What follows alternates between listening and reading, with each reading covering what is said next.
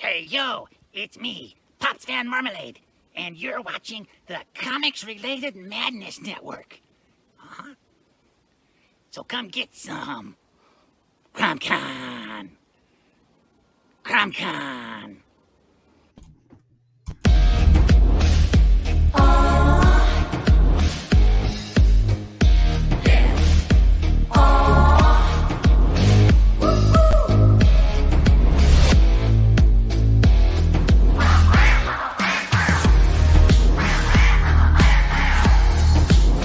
Your favorite podcast is Critical Blast.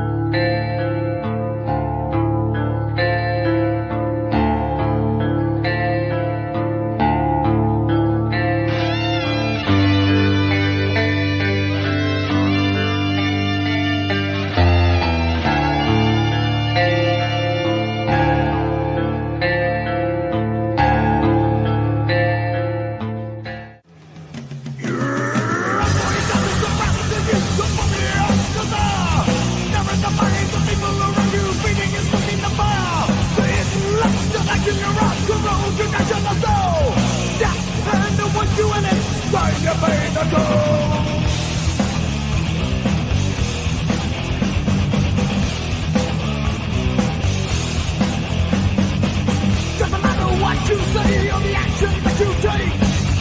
This is done without your will from the problems that you made. You're the night of the trust out the Paragon legions all around you. Different things you cannot change in the darkness that's inside you.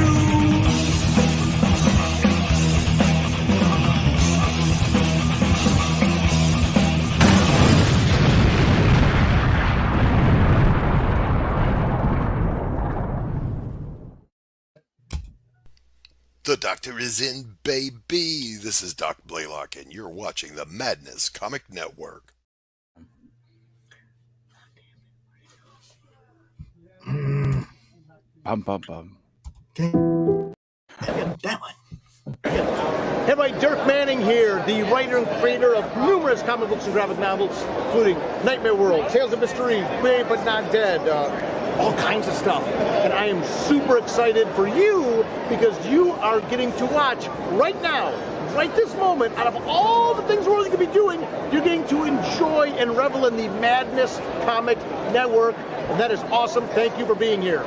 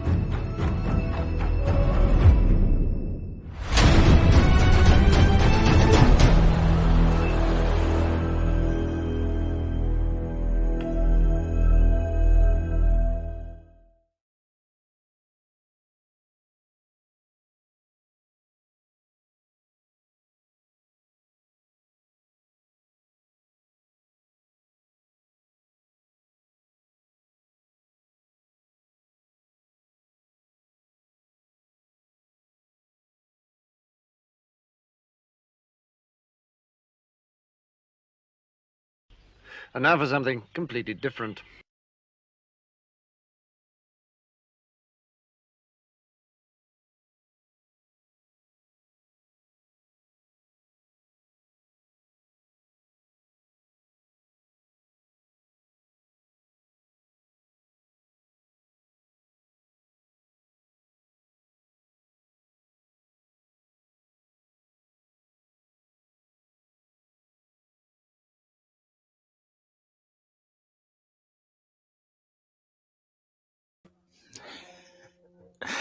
Hello, everybody, and welcome back to Realities of Publishing Comics with me, Paul Gomez.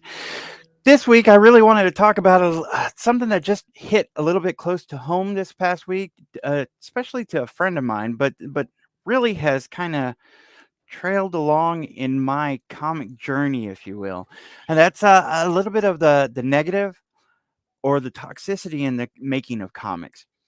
There's kind of a hope and dream whenever people start off making comics, believing that they're gonna create something that's gonna be fun and it's all gonna be happy and smiles. But the truth of the matter is, at some point, you're gonna hit brick walls, and it's really how you're gonna navigate those hurdles that really determine on how far you're gonna go in the industry, and that really goes for just about everything in the world. But with comics, it's kind of a little bit different of a beast because, and I know I've heard a lot of people say whenever you're talking to other people in comics, other creators, other artists, other whatnot, that they're all looking out for themselves, and I don't believe that to be true. I always have told new comic creators the best thing you can do is ask for advice, ask for help, ask, because I mean the worst that people are going to be able to do is really say no, and then you just go on to the next person, or you find out the answers for yourself. I always believe in doing my due diligence before to asking questions. Now, one of the first things that I did whenever I first started my comic career was I got an editor because I felt that was my biggest weakness, and I found that that editor was a great resource. I had a million questions, and he was willing to answer, a certain amount of questions per week and educate and get me over those hurdles that of knowledge that I didn't know. But one of the things that like I said, you have to understand is there are going to be those people that don't want to help you. And there's people that are going to even be on your side and still kind of give you ultimatums, if you will, or want to do things their way and not allow you to do your way. And you have to figure out what path you're going to take. That's not to say that you really want to push people away or ever say anything negative about them. I've had a lot of people in my past, in this past little journey, that didn't work out with the situations that we first got into, but ended up being my best friends, my biggest resources, some of my biggest fans, and that cheered me on. But even still, doesn't mean that we were on the same path and we had to divide the courses. So understand, just because somebody tells you no doesn't mean that you have to turn your back on them. But understand that you need to feel comfortable with things, and you need to understand what your journey is about. Um, One of the things I'm gonna really highlight is my first comic. My first comic was a little controversial with a few people. A few of them told me that I shouldn't do it because it had a military presence. It's called PTSD, and a lot of people asked me, "Well, were you in the military?" And I wasn't. The reason I decided to go with that comic was because originally I started writing a script of mental illness, and it felt more preachy than anything. And I didn't want to put out a comic to readers that was preaching to them as opposed to grabbing them and pulling them into the story. So one night, me and my editor at the time, we were talking about the first comic that I was producing, which was actually my second comic that came out, and we decided to take a break and give homage to military vets that are in our family or currently serving or had been in our family in the past. And that day we just sat there and talked about veterans and gave thanks to the military and stuff like that. And then the next day, the story hit me, the one that I wrote for PTSD, and I felt if you're going to talk about mental illness, you really want to grasp it by the horns and take the biggest look at it that you can. Which I felt like PTSD was the one illness that seemed to stand out to most people and seemed recognizable. So whenever I went into that, I started researching and going deep into it, and not just really talking about the military aspect, but talking about my character's journey throughout his life. And he goes through flashbacks where he's talking to his father, and he's really taken back by what had happened between him and his father. And the overall story is actually about him and his son, but it went through different aspects, dealing with him and his wife, him and his son, him and his father, and of course him in the military. But a lot of people, whenever I put that book out, came to me and said, this isn't exactly a comic type book. And I felt, even though there's that type of look on stance on things, it wasn't going to stop me. It wasn't exactly a book that I wanted to put out there to make money off of or exploit. I wanted to put it out there because I believed in the message, and I believed that in the format of a comic book, it could pull that reader in and a little bit better than maybe a TV show where people are laid back watching it. And the way I wrote it, I felt like the reader could understand a little bit more of the mental aspect of what was going on. So whenever I talk about the toxicity in comic making, there's tons of it out there. I know my point of view on comic making is a little bit different than just about everyone's. There's a saying that goes, everybody's got an opinion, just like everyone's got a backside. It's one of those things. My opinion might be different than the next person, and that's okay. And it's fine whenever people came up to me and said, "Hey, you shouldn't be making this comic." That's their opinion. But it really took me going to my first convention and this one story, this one customer that I had who had bought the book and then came back the next day, and he was a veteran, and he thanked me for writing the book, and it made me realize that I was on the right course, that I wasn't doing it, to exploit it or anything like that, but to hear his story and how I helped him, and to have a veteran thanking me was groundbreaking. It was definitely nothing I ever expected. So, I continued putting out PTSD, but there was still, in that past months after that, there was still a lot of negativity that I had to deal with. And it wasn't just about the story. There was the way I put the story together and the team that I put together, and one artist not wanting to deal with another artist or stuff to that effect. And as a comic creator, again, you have to pick and choose your path. You have to figure out what is right and what is wrong for you. Now, the main reason I really wanted to touch on this subject is because a friend of mine just recently, and I don't want to name any names, but I noticed on his social media that he wasn't posting or pulled a few things down, and he wasn't acting as normal. So I reached out to him, and I was worried and wanted to extend a hand to make sure he if he needed a friend to just talk to.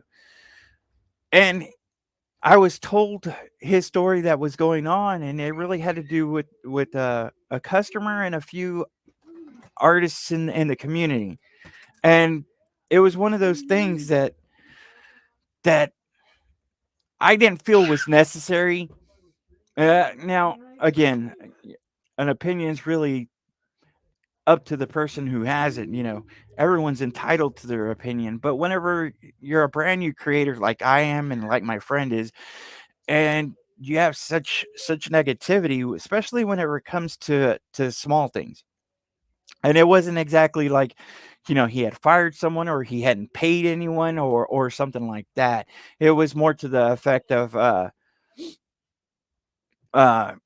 he couldn't put his product up for sale for certain reasons. And because of that, people were talking negative about him. Now, again, it's your choice where do you go with your comics. It's your choice how to sell your comics. I I can't emphasize enough. As long as you're out there, uh,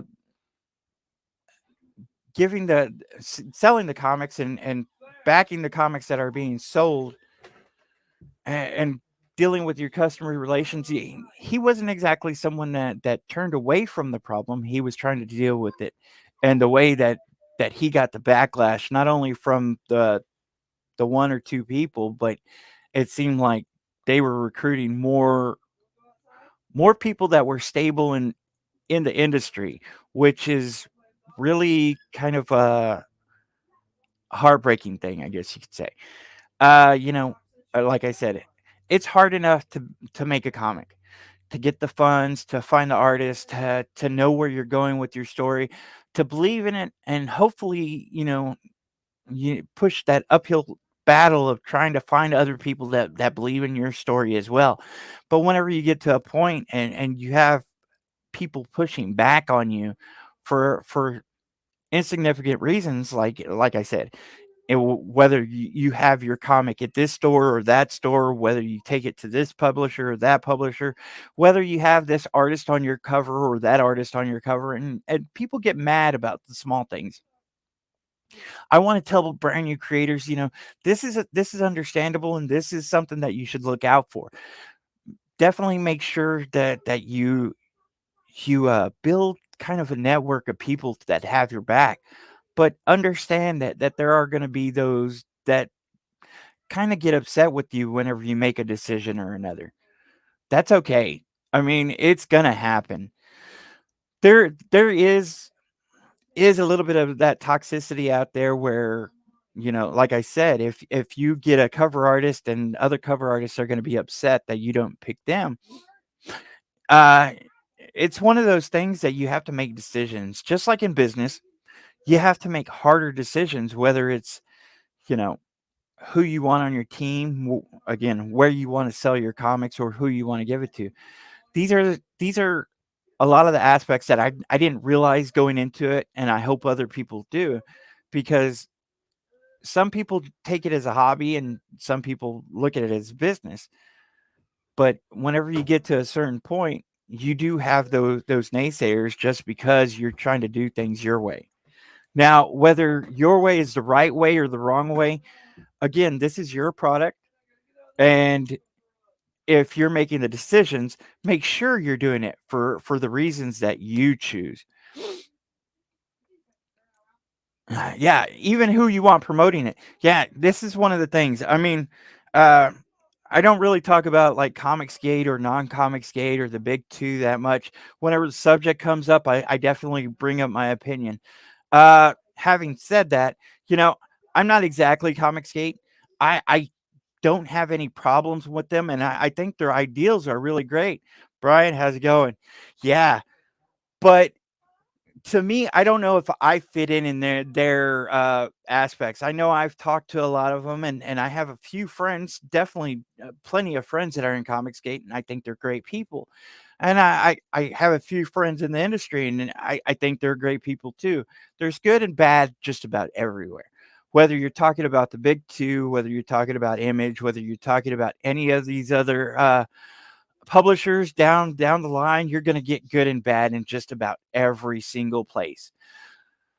The thing about it is, like I said, it's you got to choose your path, and you got to understand and stand up for your beliefs.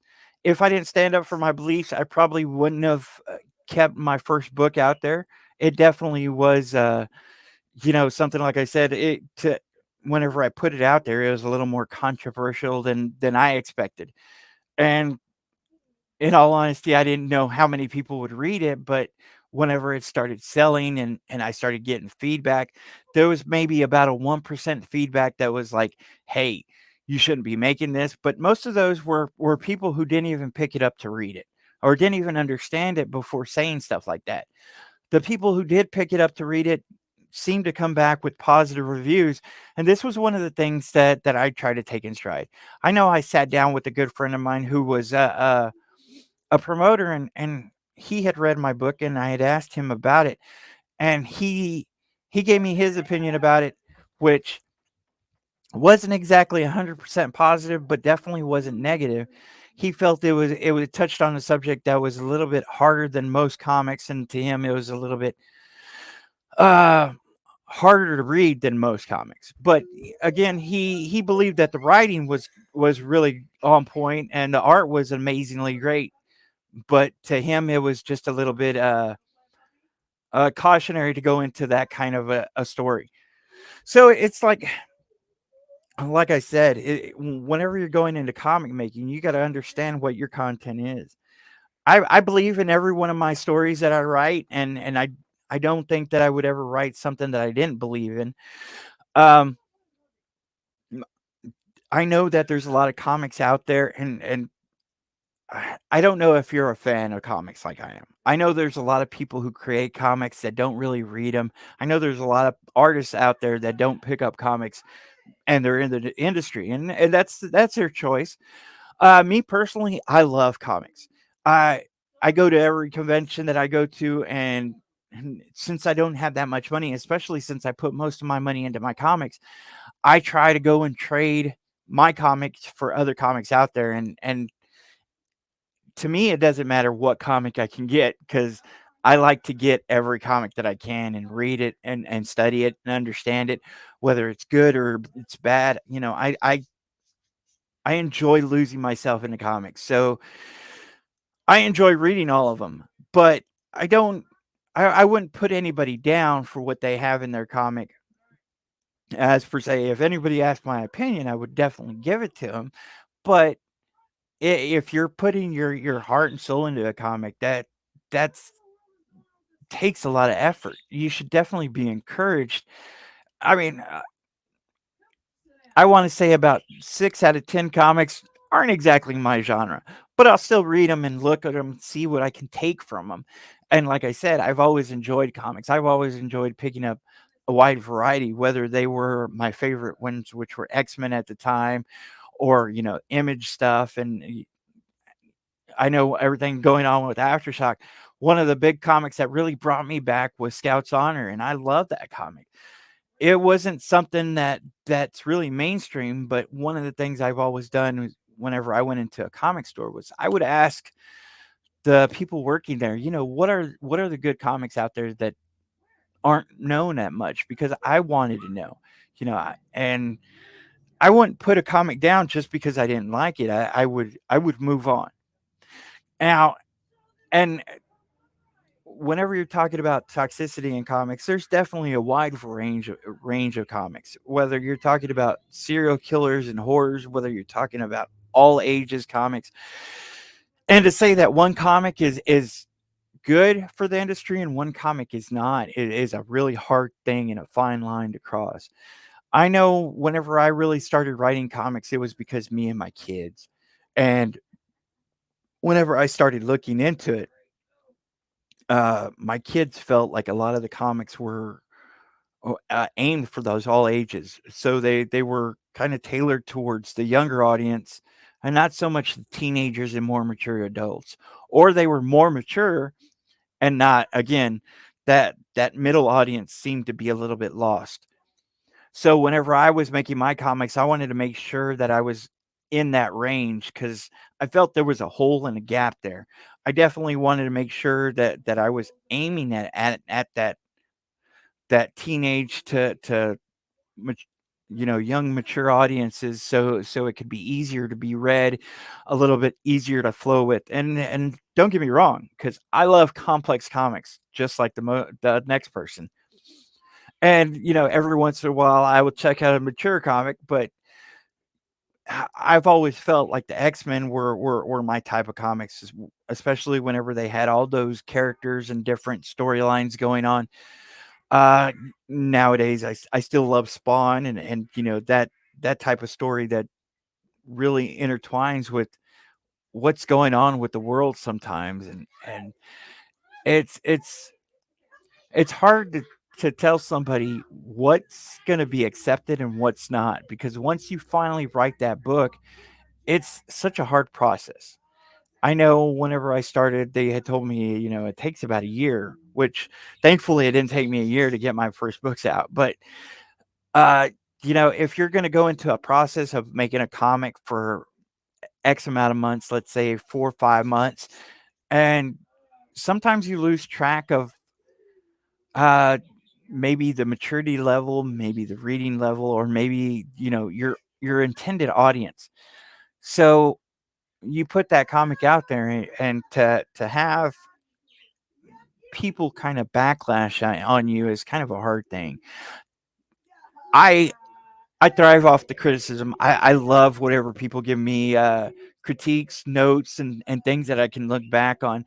Now, granted, I believe my product is my product, and you might give me your opinion, and I know I definitely have some people that I take as advisors that definitely give me their opinion. One of the biggest, I think, uh, most critical things of my 4 comics was the name of my second comic that came out, which was Bushibu Circus Mysteries, and a lot of people said that the title itself was off-putting or a little bit too long, and my question that I always came back to them was, what would you name it? And 9 times out of 10, whenever I ask them, what would you name it?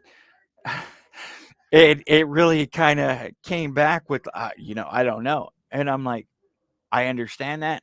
And here's what I have, and here's what I put on the table.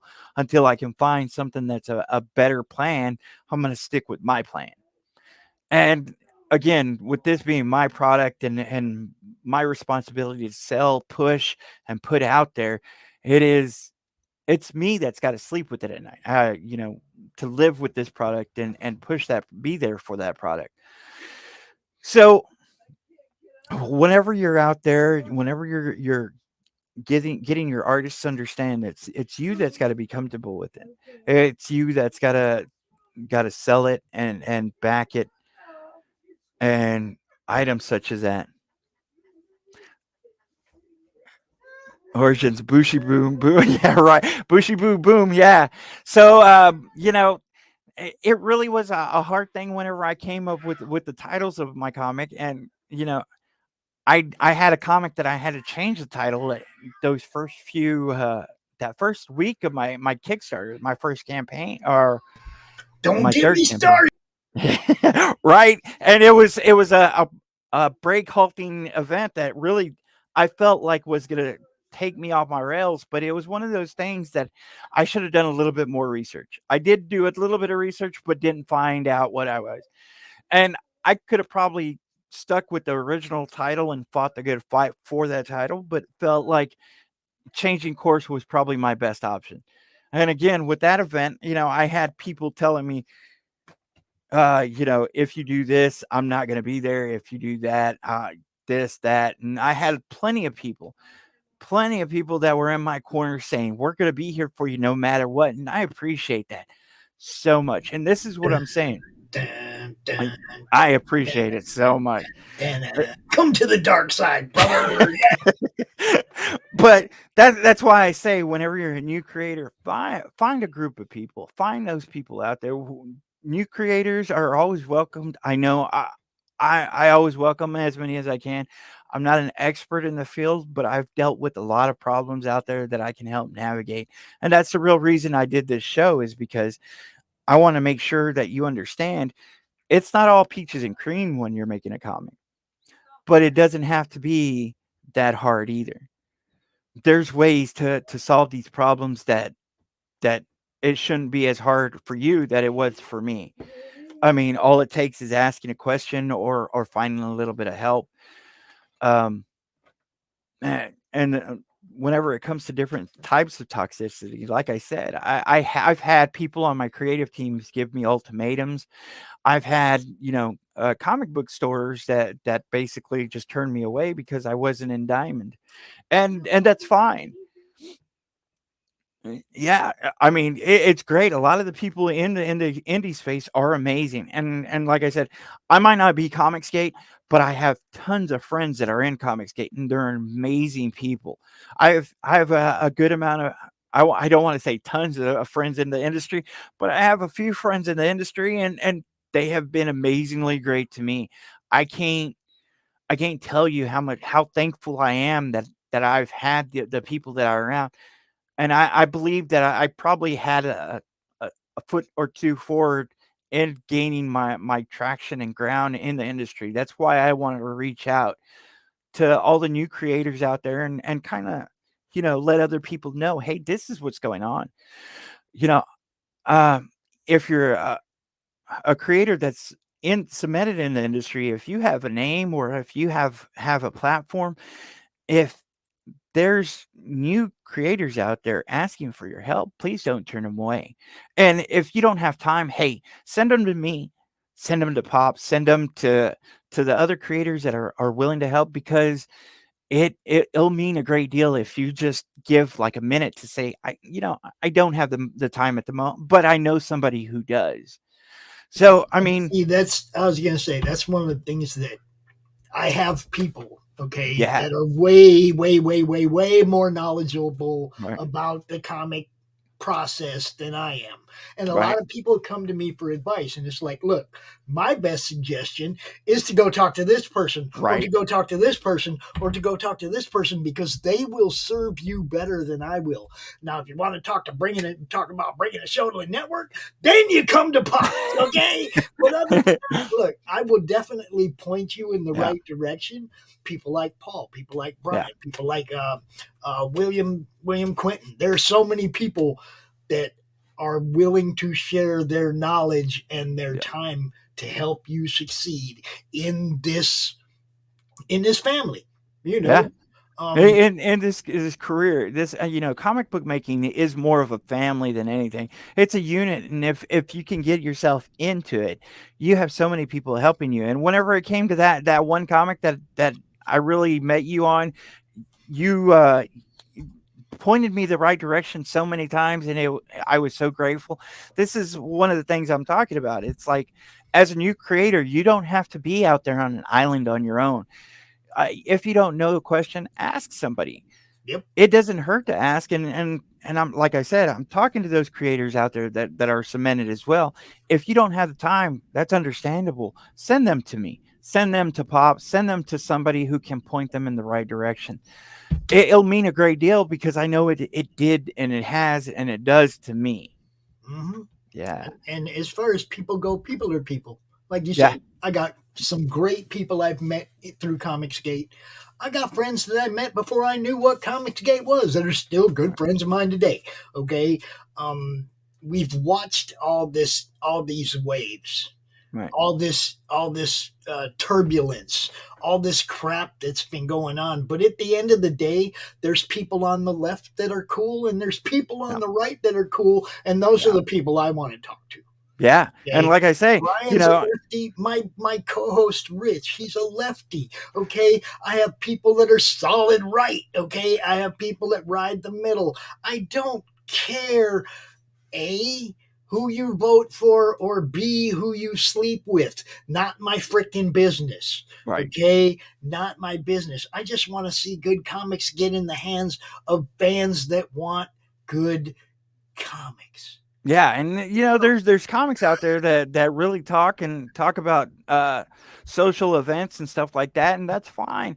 I'm not a big social kind of reader whenever it comes to comics, but I'll pick it up just to see the writing and the style and the art of a comic, and you can learn things from this stuff. If it's not your cup of tea, then just put it to the side, because it might be somebody else's. I know my comics aren't for everybody, and this is something that I've talked about in the past. Your comic's not going to be for everybody. If you make an all age comics, it's not going to be for the mature reader type comics. I make a lot of mystery and horror kind of comics. There's not going to be for those people who are dramatic or adventure or superhero types. It's one of those things, understand that it's not for everybody and just move on. There's Well, no reason to hit people, when they're trying to make a living, they're trying to do something that they feel and have so much invested into them. Because I mean, this isn't exactly, this is a hobby for me, but this is more than that. This is something that I wanted to make as an inspiration to my kids, and seeing my kids, get put into this family of people, being able to sell these comics and talk about these comics with their friends, and it's the real reason that I did it. So it's like, I don't want people like harping on me, coming up to my booth saying you should have never did this right in front of my kids. I would never do that. no. Why would you do that to somebody else? Telling somebody that their comic's not worth it is crazy.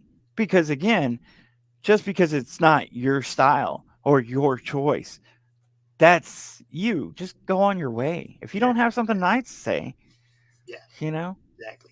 And what Brian said there, he looks at an opportunity to help somebody as exactly that, an opportunity, because right? it feels good. It feels good if you help somebody. Okay, just like we do the countdown parties and all the different things that we do to try to help people sell comics. It feels good when they get funded, and I get to get Yeah, the book in my hands, and then I get to come out here and unbox it live, and that's all feels good. Look, one of my favorite of all time musicians was Neil Peart, the drummer for Rush. And it didn't have anything to do with how good he was.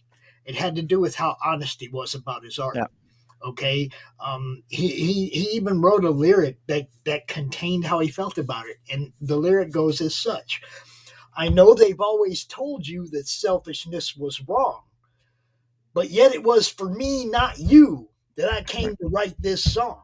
He did this for himself, okay? He didn't do meet and greets. He wasn't trying to be the most popular or the biggest name. He was a very yeah, real person. Now, he was a stone cold lefty, and we probably wouldn't have agreed on a whole bunch of stuff, but he was very intellectual.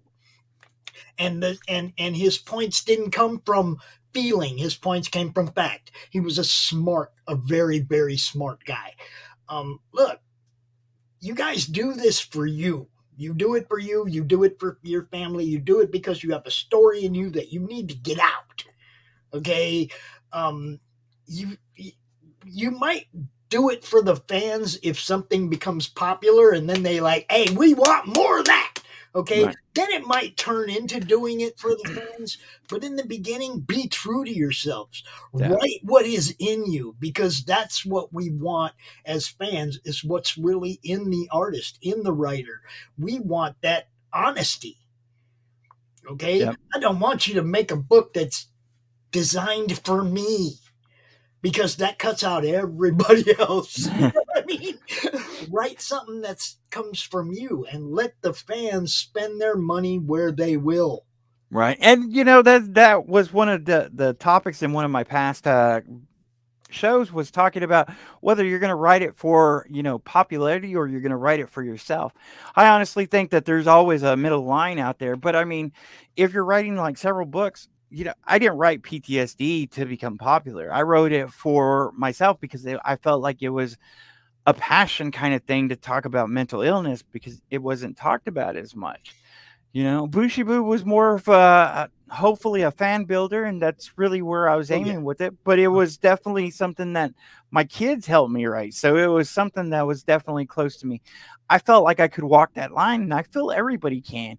If you decide to write something that is just your passion, well, just understand that that's your hobby. That's your choice to do it that way, and you can do it any way you want. This is your choice, as long as you're comfortable with it, as long as you are happy behind it.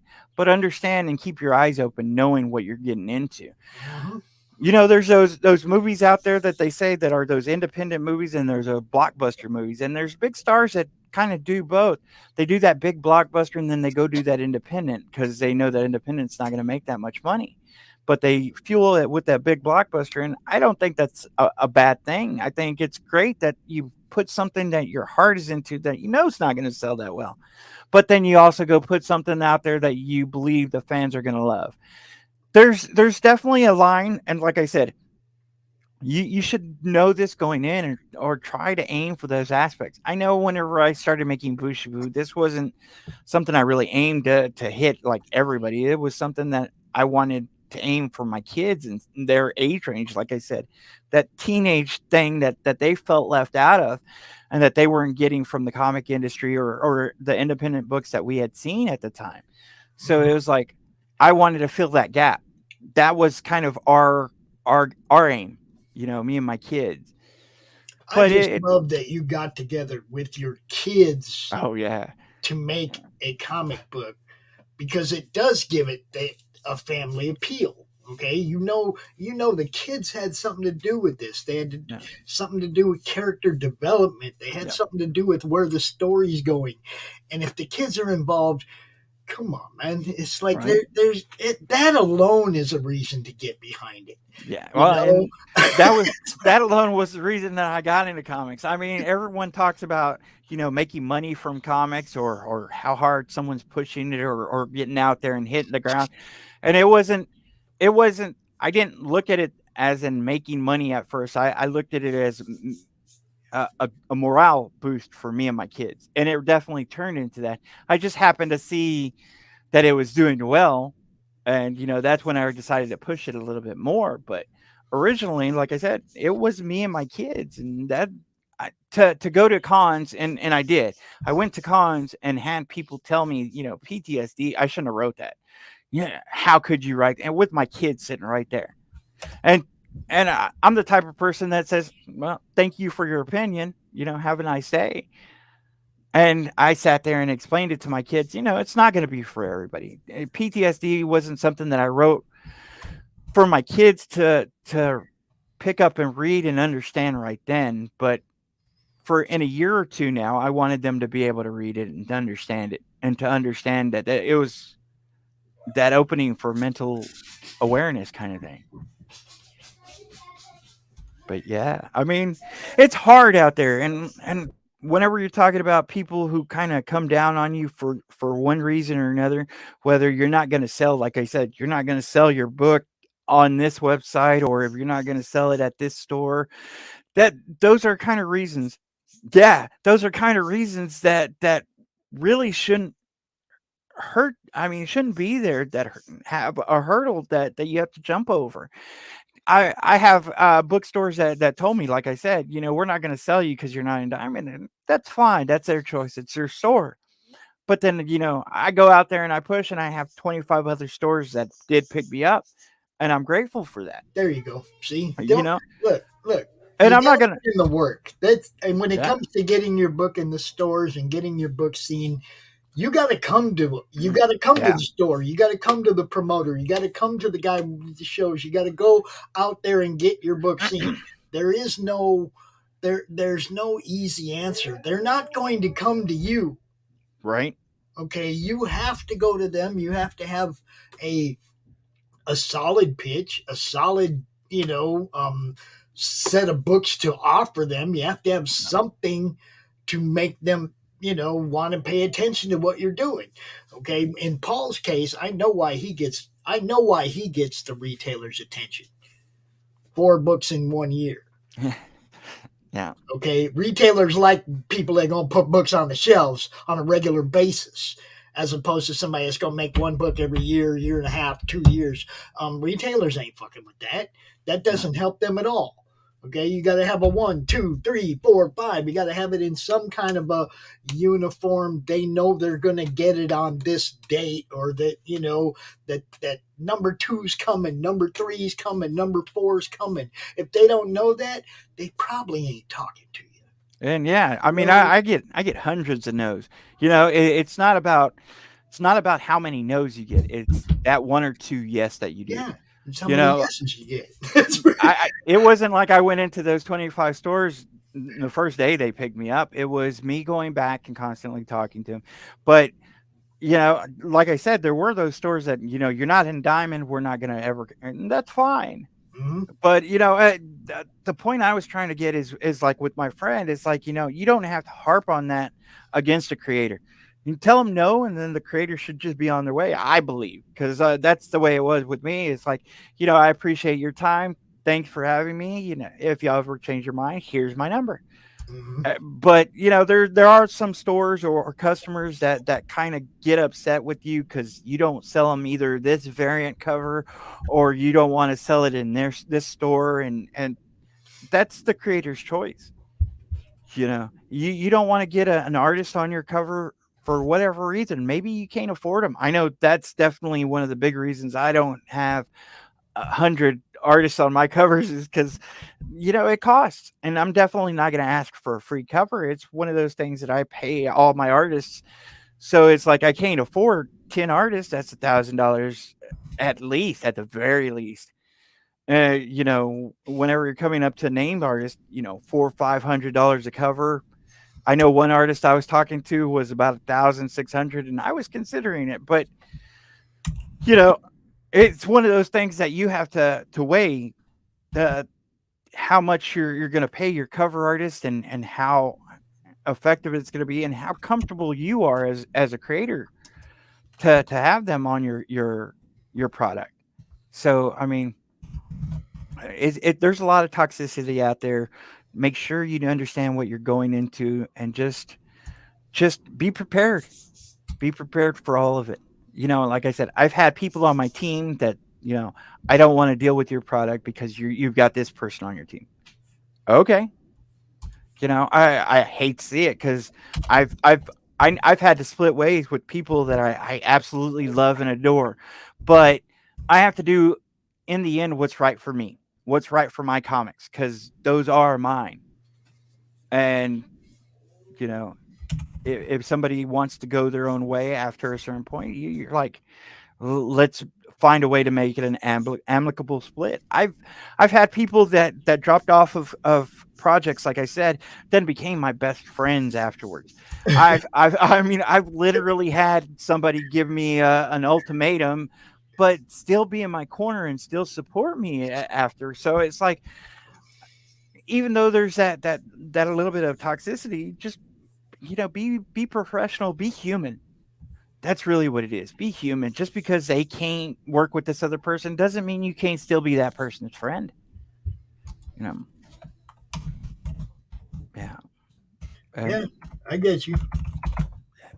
It's a hard world, especially comic book making. You have like groups, and you have artists that believe in certain things, and you have people who are gonna turn their nose on you just because you're affiliated with this person or that person, and that's their choice. But just understand that that's the world you're going to get into if you're going to make a comic.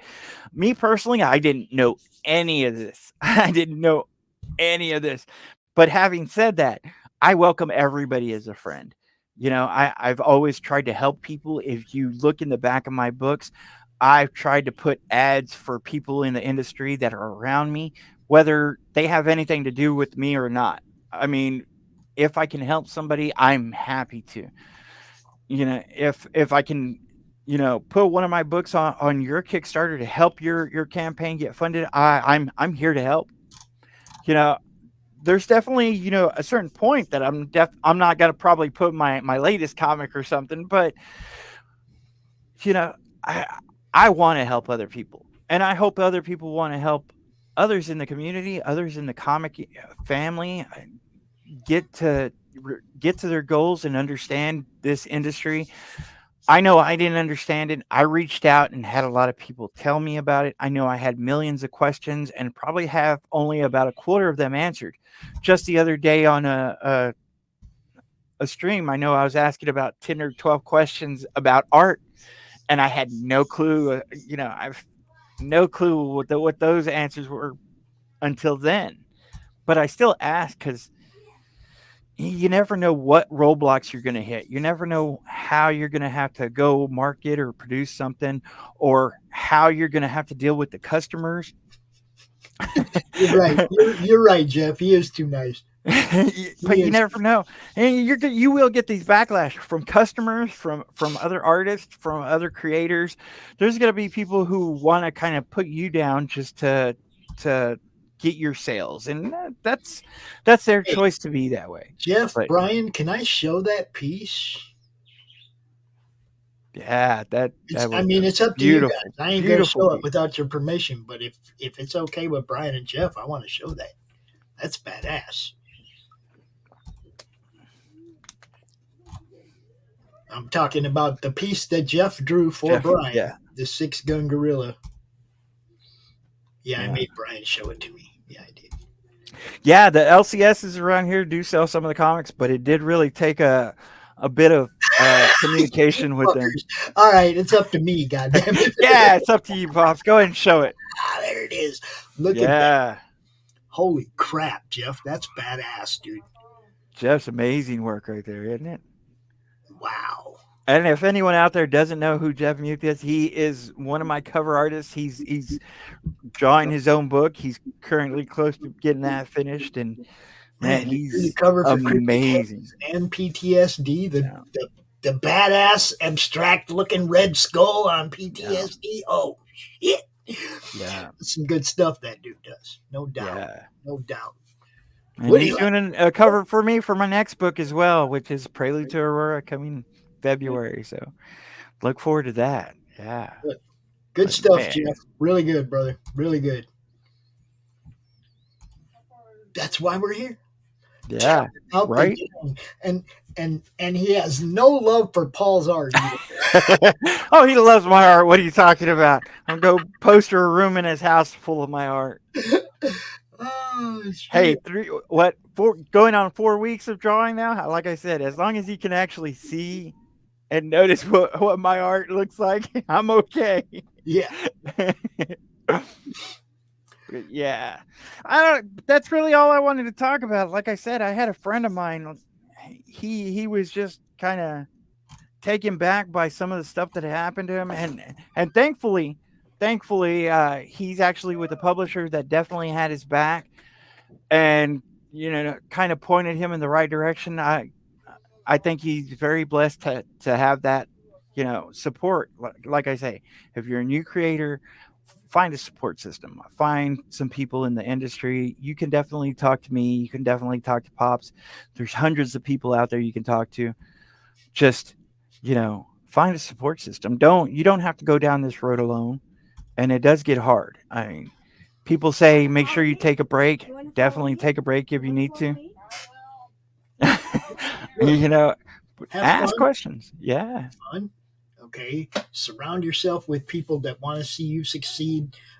Be one of those people that want to see others succeed. yeah, And I mean, what more can you ask for, right? yeah, Look out for exactly. each other, guys. Shit. Yeah. Um, I mean, really, it hurt my feelings, Pop, whenever I found out about this friend. He, like I said, he was taking stuff down because he felt like he didn't know what to do. And he, like I said, thankfully he's with a publisher who really kind of jumped in there and kind of pointed him the right direction. But man, I felt really, it didn't attack me, but I felt attacked as a creator, just like this mhm. guy is. And me and him have kind of been friends, but it was kind of surprised that somebody would attack him. I mean, he's a real nice guy. I have a slightly different variation on that. I believe we're put here to make each other happy, not to make each other pissed off, sad, bummed out, but to make each other happy. Yeah. More people need to believe in that, Well, But I yeah, just say, be helping each other good. does make each other happy. That's part of the whole thing. It's like we could all look out for each other more. Look, when I Yeah. was a kid, when I was a teenager and running the streets and acting a fool, everybody's mom had my back if I needed Right. a couch to sleep on or a meal or whatever. Everybody had each other's back when we were younger. Now everybody out for themselves, and that ain't a good look.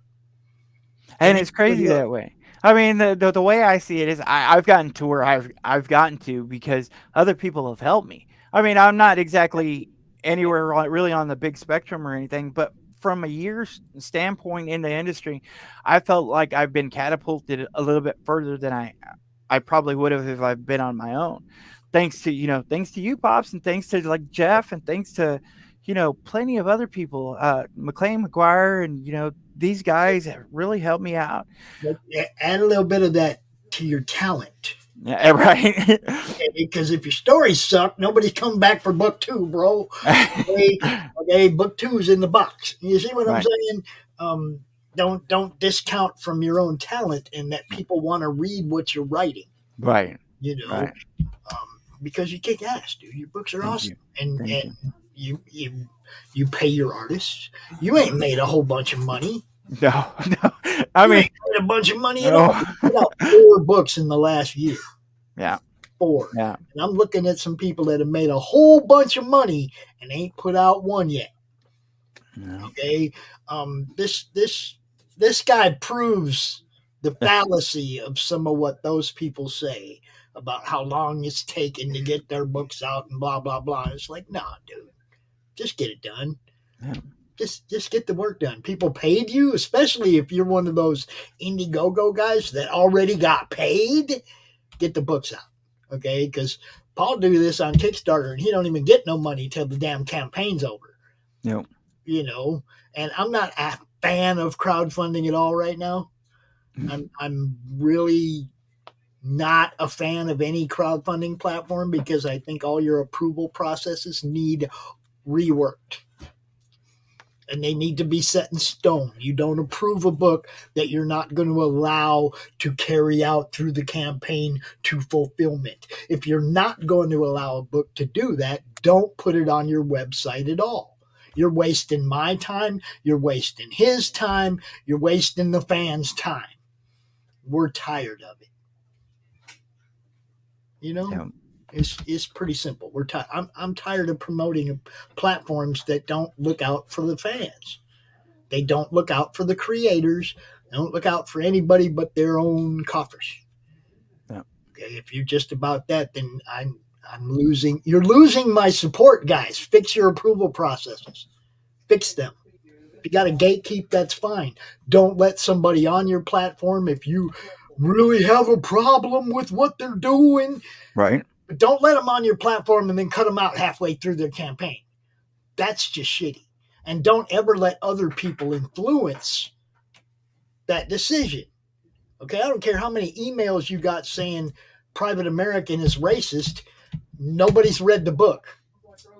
I don't care how many emails you got that say that. It's all not factual. So if you act upon something that's not factual, then there's something wrong with your approval process in the first place. Okay? It's just one of those things. I mean, a lot of people jump to conclusions. I know whenever I got into the industry, fix that though. They could say, send me the script. yeah, I've gotten into the industry, and a lot of people told me don't even talk to anybody who's in comic skate. And I'm like, why? What is so bad about the most of the people that I've met from comic skate are amazing. I like I said, I don't believe my ideals kind of fit into that. I don't know if people would accept me into comic skate, but it's mostly that's just it. It's not a group, Paul. Yeah. It's not like that. Look, if you believe in taking care of your fans, right, delivering a good product, delivering it timely, those are the comic skate ideals that I was fed. Yeah, That's well, what I was told. I know whenever I was talked to a lot of and this is probably a different subject. I talk to some comic skate people, and whenever I tell them my views on the big two, they're kind of like, yeah, you're probably not. See, but that's just it. Everybody's entitled to their own opinions about things. That's not, nobody gets to, the whole thing is you put out a product, you put it out in a timely manner, you put out a good product, and that's what I was sold. Right. Okay, well, like I said, no agenda. There's a lot of good and bad on both sides. They're not preachy. They're not woke. They're not, okay, so all the things that I was fed of what is Comicsgate, I mean, it's basically your stuff would totally fit in there. Right. But the whole thing is that you declare yourself somebody who follows those ideals.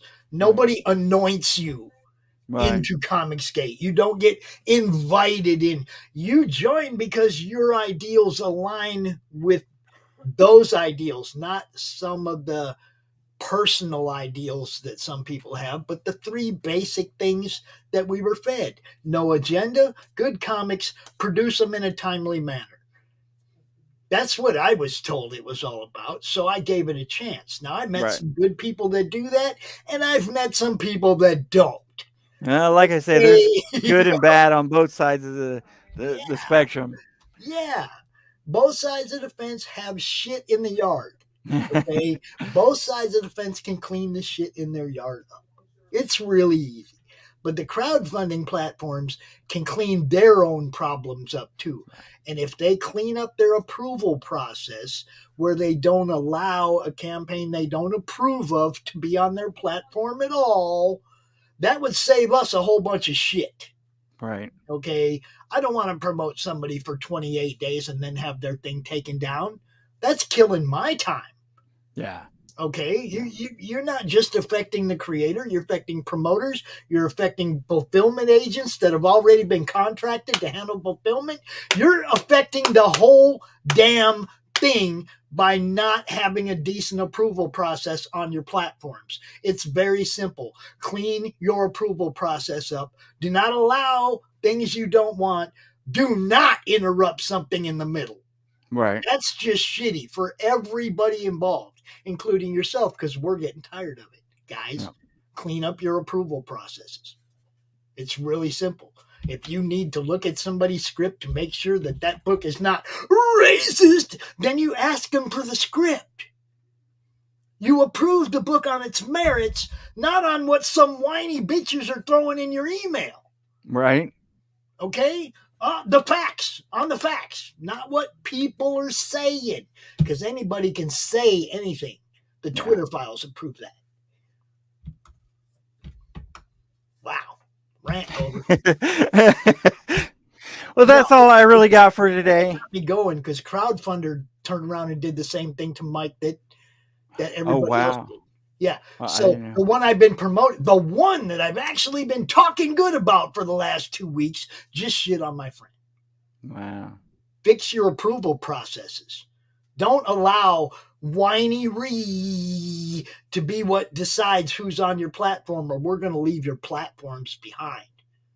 All of them. Just saying. Nobody's going to want to go there on either side of the fence if they can't count on their campaign ending. Right. You're wasting our time. Fix your shit. Yeah. I mean, it really is crazy. So I can be smiley and happy about promoting comics again, man. You know? Come on. People think I like coming out here and doing this, but somebody has to. All I see is people acquiescing to being fucked over. And it's like, no. You don't have to. You know? You don't have to. Nobody does. No. Shouldn't be that hard. I mean, it's hard enough as is. It shouldn't be that hard. Yeah. I mean, dude, how much work do you put in on a campaign? Oh, man. How many hours? How many actually man hours of people you pay to do work for the work that you do, and then you get halfway through it and they shut you down? Yeah. I mean, it was terrorizing, just that one campaign that I almost had to shut down at the beginning. And that was like that first week. It was like 2-3 months that you put in beforehand. And then you're like, I've got like 5 or 6 people who I really don't want to lose that are backing it. And I'm going to have to shut this whole thing down because of this one small problem. Mm-hmm. Yeah, no, I understand. Yeah. Like I said, I don't know what would have happened with that campaign if you and everybody who helped me at that time with that. I mean, I just don't know. Well, I mean, I'm gonna always be there to help my friends. Right. I just wish these platforms were, you know, across the board, man. Even across I agree. the board. That's all I'm saying. You know, I understand gatekeeping. I understand it. You're protecting your brand from something. Make sure you're protecting it from something that's real, not from something that people made up. And you know, if you're gonna protect your brand. At least do it, have a review process at the beginning that's going to tell you yes or no, so you don't waste that time. I definitely agree with that. Man, they Yeah, do for them to cancel it, so far in or so to that point, that's crazy. Yeah, just don't let them in if you're not going to let them end. Don't Right. let them start if you're not going to let them end. It's really simple. Fix your approval process, and almost all of these kind of problems will go away. There won't be any more clone campaigns on Kickstarter. There Right. won't be any more shadow banning on Indiegogo. There Right. won't be any more lying about somebody's campaign to get it removed.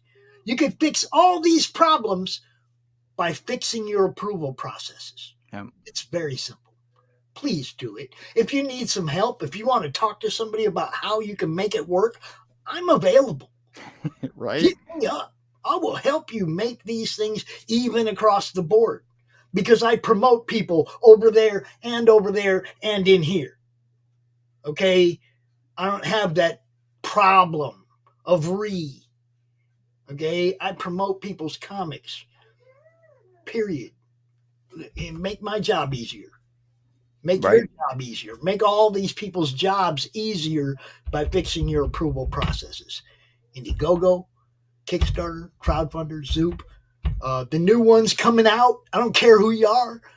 Make sure your approval process has a be-all and end-all, not a, we're going to fuck it up halfway through.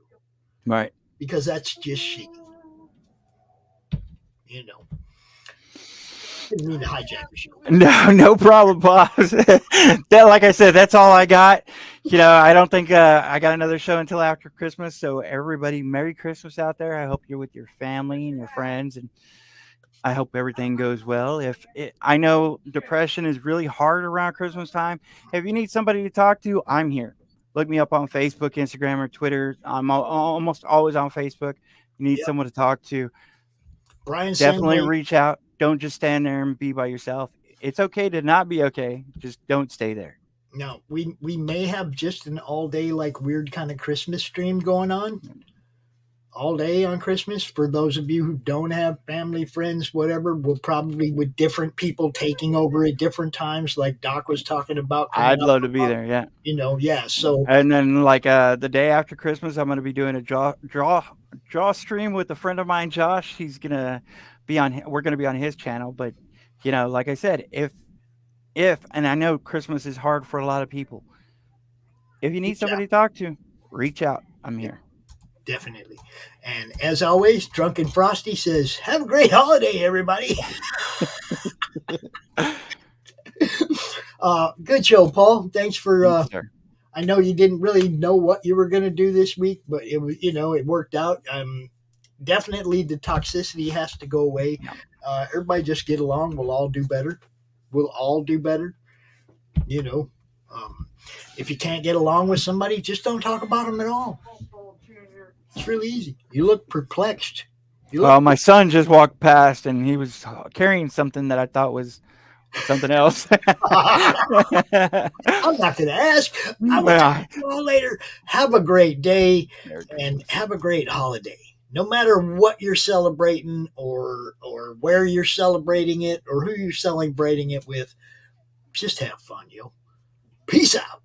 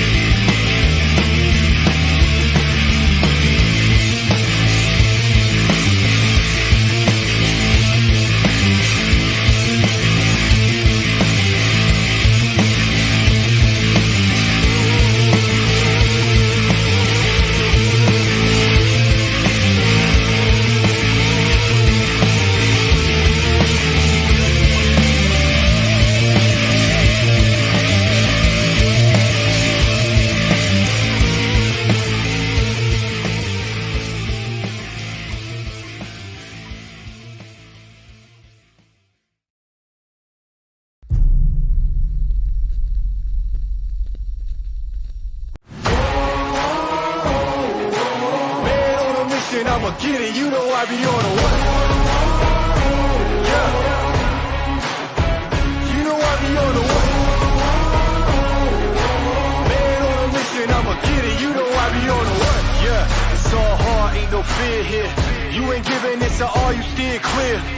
never beat. I've been down and I reappear. You got some money on the line, you better put it here. Rolling in and doing that. Bringing you sex, sass, and style.